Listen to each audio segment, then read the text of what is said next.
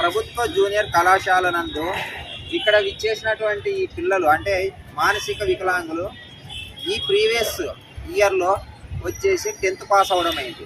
అయితే ఇక్కడ ఉన్నటువంటి ప్రిన్సిపాల్ గారు ఏమంటున్నారంటే ఈ పిల్లల్ని మా కాలేజీలో ఇంటర్మీడియట్ జాయిన్ చేసుకోమంటున్నారు.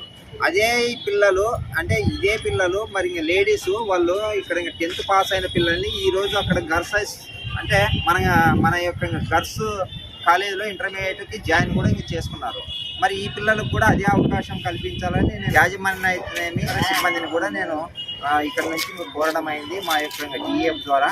ముఖ్యంగా ఇక్కడ ఉన్నటువంటి ప్రిన్సిపాల్ గారు ఏమంటున్నారంటే ఈ పిల్లలతో మిగతా వాళ్ళకి ఇబ్బంది అవుతుంది, వీళ్ళ యొక్క ఎడ్యుకేషన్ చాలా మాకు ఇంకా కష్టతరం అవుతుంది అంటున్నారు.